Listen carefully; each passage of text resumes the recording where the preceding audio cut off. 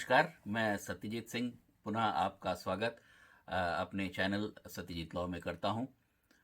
आज का जो हमारा विषय है वो मेंस राइटिंग को ही लेकर के है। बहुत सारे बच्चों ने इस पे प्रश्न किया हुआ है और मेंस राइटिंग एक ऐसी कला है, इट इज़ एन आर्ट। अगर आप लोगों ने शुरू से उस आर्ट को प्रैक्टिस कर लिया तो आपके मेंस में इतने नंबर, मैं हमेशा जो आप लोगों को मेरे पुराने वीडियोस आपने देखे होंगे, हमेशा आप लोगों को एक ही चीज के लिए फोर्स किया है मैंने कि आप जो प्रिपरेशन करिए वो मेंस कम प्री की करिए। कई बच्चे उसमें पूछ रहे थे, मैंने लास्ट टाइम जो दिया था आप लोगों को टाइम स्लॉट्स बांटने के लिए कि 5 से 6 एक्ट्स एक साथ आप पढ़ें, तो उस पर कई बच्चे बोल रहे थे प्री के लिए, मेंस के लिए। आप प्री और मेंस को अलग से सेपरेट क्यों कर रहे हैं? आपको मेंस ही पढ़ना है। मेंस के साथ में आपको अपने प्री के एरिया सॉर्ट आउट कर लेने हैं। भाई, आप मॉर्गेज मेंस के लिए पढ़ रहे हैं, उसमें से सेक्शन आपको याद कर लेना है, कुछ इंपॉर्टेंट चीज आपको याद कर लेनी है, वो आपका पार्ट हो जाएगा, जो आपके प्री में काम आ जाएगा सेक्शन के पार्ट में। तो आप अलग से क्यों लेकर के मान के चलते हैं कि आपको मेंस और प्री के लिए कुछ अलग करना है? आपको वही एक्ट पढ़ना है, आपको आईपीसी पढ़ना है, आपको जनरल एक्सेप्शंस अगर आईपीसी में है तो वही जनरल एक्सेप्शंस आपको मेंस के लिए प्रिपेयर करने हैं। और उसी में से आप जो क्वेश्चंस आपने, मैंने आपसे कहा था लास्ट ईयर के क्वेश्चंस नोट डाउन कर लीजिए। उन क्वेश्चन से आपको एग्जैक्ट फोकस एरिया पता चल जाएगा कि किस तरीके से सेक्शंस को लेकर के प्रश्न पूछे जाते हैं। तो यही तो आपको करना है, कुछ अलग से नहीं करना है। और वो जो मैंने टाइम स्लॉट्स बोला, वो पर्टिकुलर एक्ट्स के लिए बोला है कि उन एक्ट्स पे आपको इतना टाइम देना है। तो ये सब चीजें जो कंफ्यूजन नहीं आनी चाहिए आप लोगों के दिमाग में कहीं से भी। कोई भी चीज आपको मेरी बताई, अगर आप उस पर फॉलो कर रहे हैं तो बेहिचक, अगर कुछ आपको कंफ्यूजन आता है, कोई चीज आपको प्रश्न है, आप मेरे व्हाट्सएप नंबर पे डाल सकते हैं। व्हाट्सएप का जवाब आपको जरूर मिलेगा। इधर 3-4 दिन से स्टाफ हम लोगों का सब छुट्टियों पे था, तो इस वजह से आप लोगों के कई जवाब मिल नहीं पाए हैं। वो आपको जल्द ही जवाब मिल जाएंगे, तो आप अपने प्रश्न वहां पे डाल दीजिएगा, जवाब मिल जाएंगे। लेकिन मेरा आप लोगों से एक रिक्वेस्ट ये है कि अपना नाम और अपना डिस्ट्रिक्ट, आपका लॉ कंप्लीट हो चुका है, कब कंप्लीट हुआ है, नहीं कंप्लीट हुआ है तो कौन सा ईयर, ये जरूर आप लिख के डाल दीजिएगा। और आपका प्रॉब्लम एरियाज कौन कौन सा है। तो आप देखिए, आज हम लोगों का जो डिस्कशन का पार्ट है वो मेंस का है। मेंस राइटिंग जो जीएस की है वो मैं डिस्कस कर चुका हूं मेरे पिछले वीडियोस में, आप देख सकते हैं। ऊपर मैं आई लिंक में बटन, आई लिंक पे भी डाल दे रहा हूं, उसको आप क्लिक कर दीजिएगा, आपके नीचे बॉक्स में आ जाएगा। इस वीडियो के बाद में आप उसको देख भी सकते हैं। तो जीएस में जैसा हम लोगों ने देखा था, आप मेरे जीएस पे जो मैंने डिस्कस किया था उसमें अगर आप देखेंगे तो उसमें आप देखेंगे मैं जो क्वेश्चंस दिए गए हैं उसमें वर्ड की सीमा दी गई है, लिमिट्स, वर्ड लिमिट्स दी गई हैं कि इतने शब्दों में आपको आंसर लिखना है। तो वहां पे मैंने आपको बताया था कि वर्ड लिमिट आपको कैलकुलेट कैसे करनी है, क्योंकि शब्द कितने लिखने हैं, क्या एक एक शब्द काउंट किए जाते हैं, कौन से शब्द काउंट नहीं किए जाते हैं, ऐसा कुछ नहीं है। मैंने आपको एक कॉमन आइडिया बता दिया था। कोई भी कमीशन एक एक, या कोई भी एग्जामिनर एक एक शब्द काउंट आपके नहीं करता है। केवल वो क्या देखता है, एक आइडिया लगा लेता है कि एक लाइन में 7 से 8 वर्ड्स आ रहे हैं, तो मान लीजिए कि 10 लाइन में इसके 70 से 80 वर्ड्स का आंसर है। तो जितने वर्ड्स का लिमिट आपको दिया गया है उससे 5-10 आगे पीछे अगर आप हो रहे हैं अपने आंसर राइटिंग में तो बिल्कुल ठीक है। तो उसके लिए एक अलग स्ट्रैटेजी थी। लेकिन अगर पीसीएसजे, यूपी पीसीएसजे को अगर हम टारगेट करके देखें तो यूपी पीसीएसजे में अगर मेंस राइटिंग को आप देखें तो यहां पे जो आपका राइटिंग है वहां पे आपको वर्ड लिमिट नहीं दी गई, कोई वर्ड लिमिट नहीं दी गई है। केवल जो तीनों पेपर्स हैं आपके लॉ के, अगर हम देख रहे हैं तो लॉ का फर्स्ट पेपर जो सब्सटेंटिव लॉ का है, लॉ का सेकंड पेपर जो प्रोसीजरल लॉस का है, और लॉ का थर्ड पेपर जो पीनल लॉस और लोकल लॉस से संबंधित है। तो इन तीनों में आप देखिए, आपको 200-200 नंबर के क्वेश्चन है और 3-3 घंटे आपको टाइम दिया गया है। अब 3 घंटे मतलब कि 60 तरीके 180, 180 minute, 180 minutes you have to write your answers. आपको अपनी सारी, जितना आप पढ़ के गए हैं, आपको अपनी सारी काबिलियत उसी 180 मिनट में लिखनी है। अब उसमें कैसे आपको, कैसे अप्रोच करना है, वही चीज आज हम लोगों के डिस्कशन का पार्ट होगा। इस वीडियो में लास्ट तक मैं आपके सारे जितने कंफ्यूजन्स हैं कि कैसे आंसर राइटिंग होना चाहिए, क्या अप्रोच होना चाहिए, वो पूरा मैं सॉल्व कर दूंगा। तो सब तीन चीजें इंपॉर्टेंट हैं। जब भी आप अभी से प्रैक्टिस इस आर्ट की, मेंस राइटिंग के आर्ट की प्रैक्टिस करिए, तो शुरू से आपको तीन चीजों पे फोकस करके चलना है। एक तो आपकी टाइमिंग, दूसरा आपका कंटेंट ऑफ द आंसर्स, तीसरा उन कंटेंट्स का प्रेजेंटेशन। मतलब पहला आपको समय सीमा अपनी निर्धारित करनी है, दूसरा आपको कंटेंट, आपको क्या उसमें लिखना है वो देखना है, और तीसरा उसको कैसे लिखना है, प्रेजेंटेशन। यही तीन चीज इंपॉर्टेंट है आपके जुडिशरी के पेपर्स के लिए। और वो ये मेंस में यूपी का एक चूंकि ले रहा हूं, लेकिन यही पैटर्न आपको सभी जगह के मेंस में लगभग फॉलो करना है। मेंस राइटिंग के, आंसर राइटिंग फॉर मेंस। तो सबसे पहले तो हम लोग आते हैं पहले पॉइंट पे, दैट इज टाइमिंग। तो टाइमिंग में अगर देखिए तो कोई शब्द सीमा चूंकि दी नहीं गई है, इसलिए आपको भी नहीं मालूम है कि कैसे आपको लिखना है, कितने शब्दों में लिखना है। तो इसका मेरा एक सीधा सा मानना है, आपको 180 मिनट दिए गए हैं। पेपर 1 में अगर आप पेपर पढ़ेंगे तो आपको 6 क्वेश्चंस करने हैं, पेपर 2 में आपको 5 क्वेश्चंस करने हैं, और पेपर 3 में आपको 6 क्वेश्चंस करने हैं। तो सीधे सीधे आप देख लीजिए 180 मिनट का पेपर है। Paper reading is very important. तो सबसे पहले आप इसको देख लीजिए कि 10 मिनट, इस 180 मिनट में से 10 मिनट आपको निकाल देने हैं। किस लिए निकालने हैं? आपको पूरा पेपर पढ़ना है। आपको वो 5 से 6 क्वेश्चन, जहां पे 6 हैं, फर्स्ट और थर्ड पेपर के लिए 6 क्वेश्चंस, और पेपर 2 के लिए 5 क्वेश्चंस, ये आपको सॉर्ट आउट करके लिखने हैं। उनका फ्रेमवर्क अपने दिमाग में तय करना है कि कैसे हमको ये आंसर लिखने हैं। तो सबसे पहला काम तो आप यही कर लीजिए, 10 मिनट निकाल दीजिए, आपके पास बचे 170 मिनट। अब अगर आपके पास में 170 मिनट बचे, तो पेपर फर्स्ट में 6 क्वेश्चंस आने और पेपर थर्ड में 6 क्वेश्चंस आने हैं, दोनों में 6-6 क्वेश्चंस हैं। तो अगर हम 170 को 6 से डिवाइड कर दें तो लगभग 28 मिनट और प्लस कुछ सेकंड्स आ रहा है। तो आप ये मान के चलिए कि मैं 1-2 मिनट और कम कर देता हूं, तो 25 मिनट में आपको एक क्वेश्चन को 25 मिनट आपका डिवोट करना है। वो आप चाहे 1 पेज पे लिखिए, चाहे 2 पेज पे लिखिए, चाहे 3 पेज पे लिखिए। क्योंकि मोस्ट इंपॉर्टेंट थिंग इज कि आपका सारे क्वेश्चंस के आंसर होने चाहिए, भले ही थोड़े शब्दों में हो, लेकिन ऐसा नहीं होना चाहिए कि पहले 2-3 क्वेश्चंस तो आपको इतने अच्छे आ रहे थे, बहुत अच्छे से आपने लिखा, और अल्टीमेटली आते आते लास्ट वाले क्वेश्चंस के लिए आपके पास समय ही नहीं रहा, और पता चला कि एक मेजर पोर्शन 40 नंबर, लगभग 40 उसमें जो डिवीजन है आप क्वेश्चंस के देखेंगे, वो 40 नंबर आपके चले गए। तो अभी मैं एक एक पेपर को, पेपर फर्स्ट, पेपर 2, पेपर 3 को मैं सेपरेटली भी आप लोगों के साथ में डिस्कस करूंगा लॉ के। लेकिन यहां पे एक मेरा जो फोकस है वो मेंस की राइटिंग को लेकर के है। तो उसमें हम देखते हैं कि उस टाइम स्लॉट को जब आपने डिवाइड किया, आपके पास हर आंसर को लिखने के लिए 25 मिनट आ रहे हैं। तो 25 मिनट में आपको अपना आंसर वाइंड करना है, वाइंड अप कर देना है, कंप्लीट कर देना है। 2-3 मिनट मैंने छोड़ इसलिए दिए कि मान लीजिए कोई क्वेश्चन आप आंसर लिख रहे हैं, कुछ अच्छा पॉइंट छूट रहा है, तो 1-2 मिनट एक्स्ट्रा, तो 28 मिनट तक का आपके पास में गैप है। तो और जो सेकंड पेपर है उसमें आपको 5 क्वेश्चन अटेम्प्ट करने हैं।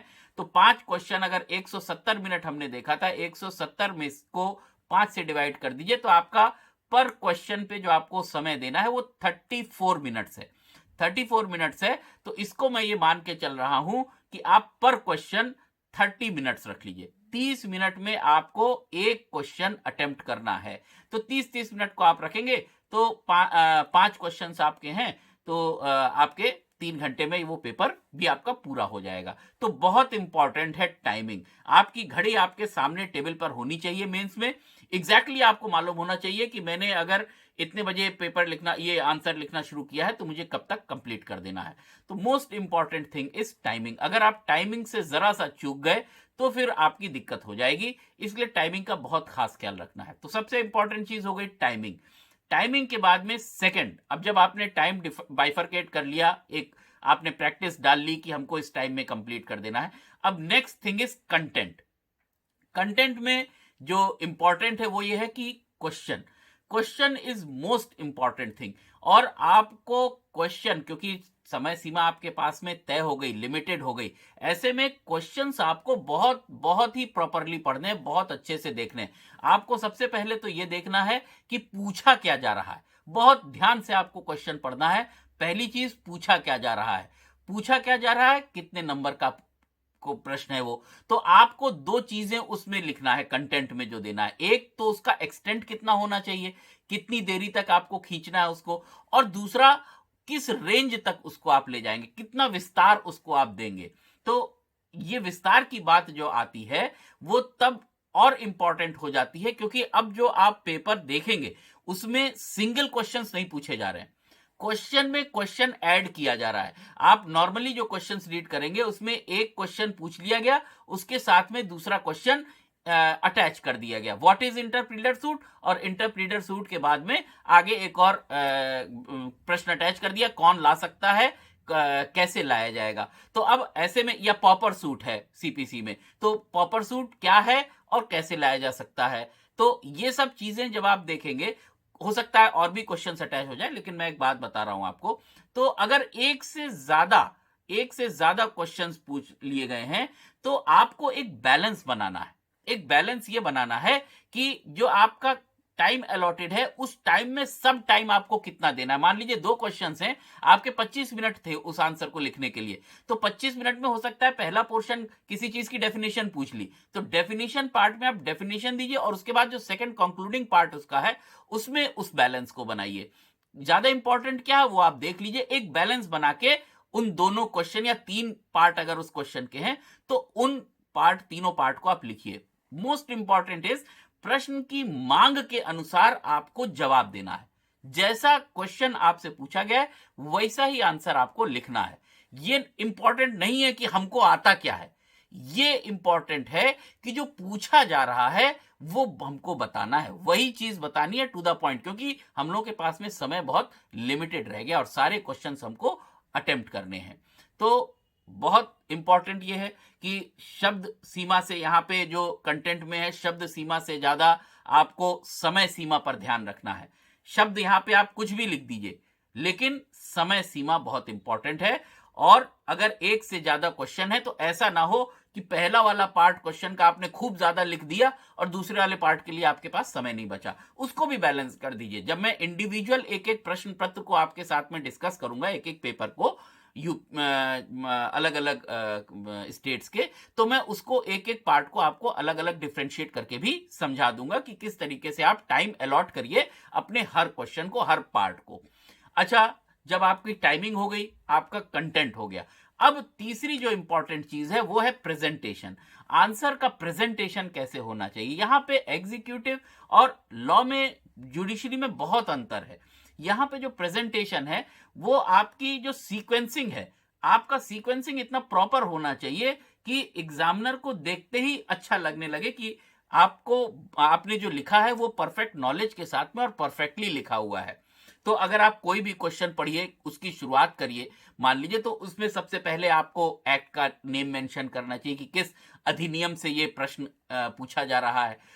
आपको रेलिवेंट सेक्शन जो आपको मालूम हो, उस रेलिवेंट सेक्शन को आपको मेंशन करना है उसी के साथ में। अच्छा, यहाँ पे दो तीन चीजें मैं आपको बहुत इंपॉर्टेंट बताना चाहूंगा कि मेंस राइटिंग हमेशा एक पेन से आपकी होनी चाहिए। अगर आपने ब्लू लिख लिया है, ब्लू पेन से लिखना शुरू किया है तो ब्लू से लिखिएगा, ब्लैक से लिखना शुरू किया है तो ब्लैक से लिखिएगा।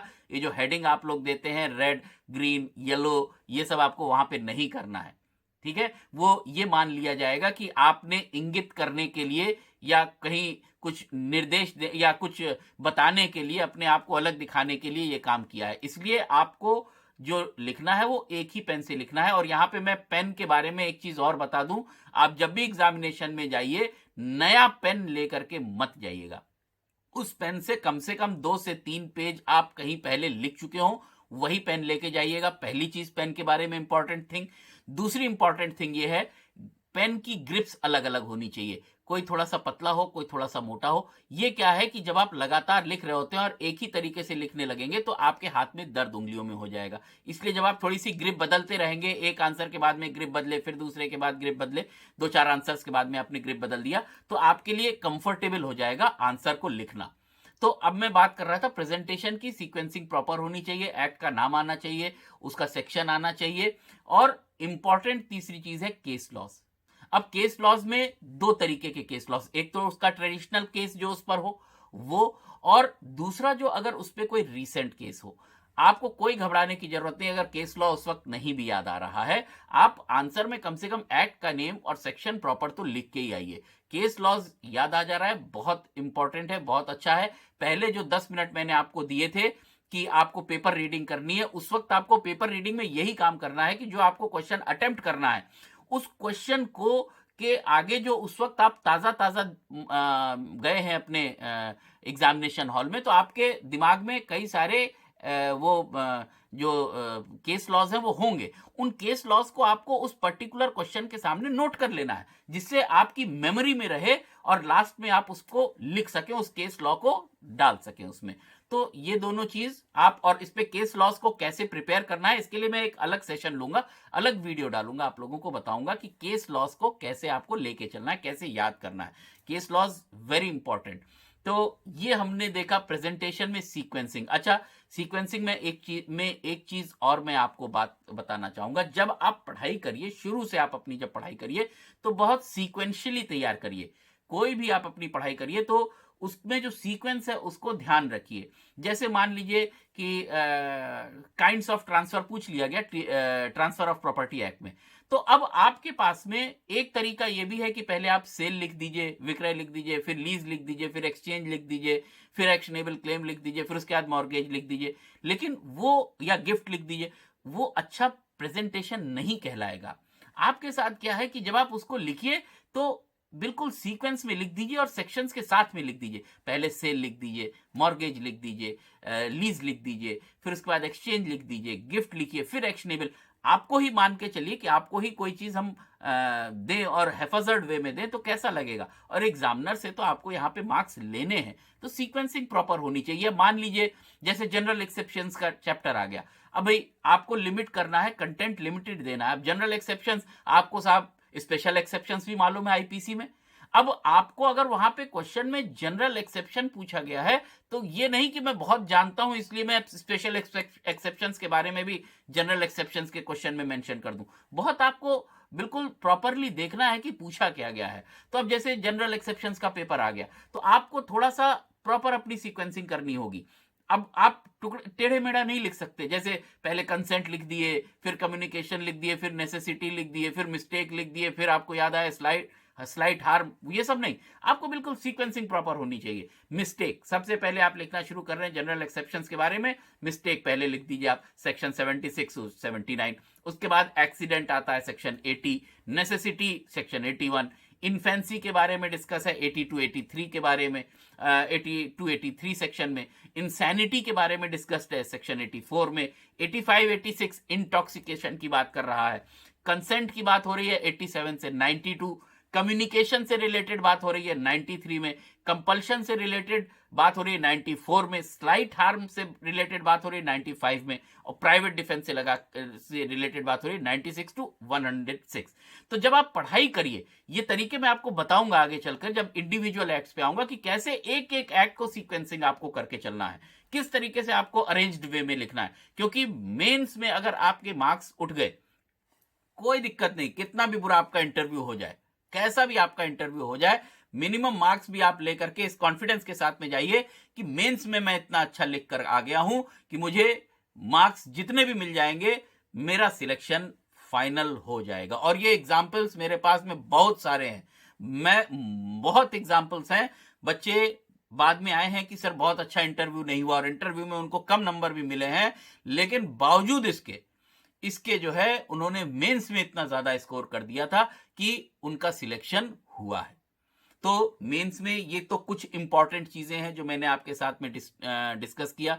लिमिटेड हम लोगों के पास में समय रहता है, तो लिमिटेड एक डिस्कशन मैं आपके साथ में करता हूं। कोशिश करता हूं कि 20 मिनट के अराउंड ही वीडियोस आपकी रहें, जिससे कि आपका इंटरेस्ट बना रहे। तो नेक्स्ट जो हमारा होगा वो इसी चीज को फॉरवर्ड करते हुए, इंटरव्यू पे मैं आप लोगों, कई बच्चों ने कहा था, तो इंटरव्यू पे मैं स्पेशल अलग से वीडियो आपको बनाऊंगा। तो ये सब चीजें आप एक बार देख लीजिएगा। मैंने आपसे कहा था एक कॉपी और पेन जरूर लेकर के मेरे सेशंस को आप अटेंड किया करिए। आप ये सब अगर नोट डाउन कर लेंगे, 3 चीजें, टाइमिंग, कंटेंट, प्रेजेंटेशन, और उसमें कैसे कैसे मैंने डिस्कस किया उसको नोट कर लीजिए। ये आपको मेंस में जीवन भर काम आएंगे, किसी भी स्टेट का आप मेंस देने चले जाएं। चलिए, बहुत बहुत धन्यवाद। Wish you best of luck. आप अपनी तैयारी जारी रखिए। उम्मीद है मुझे कि आपका टाइम टेबल बन चुका होगा, आपका सिलेबस प्रिपेयर हो चुका होगा और टाइम टेबल के अकॉर्डिंग आप पढ़ने की कोशिश कर रहे होंगे। शुरू में कुछ दिन तक आपको 2-4 दिन प्रॉब्लम होगी, लेकिन मैंने आपसे कहा था अगर आपने मेरे बताए अनुसार प्रॉपर पढ़ना शुरू कर दिया, एक बात जान लीजिए, 10 हफ्ते से 10 दिन के बाद में आपको कोई नहीं रोक सकता है। आपकी पढ़ाई बिल्कुल इतनी स्मूथ चलेगी जो आपको सिलेक्शन दिला के रहेगी। चलिए, बहुत बहुत धन्यवाद, नमस्कार। फिर आपकी मेरी मुलाकात अगले वीडियो में होती है।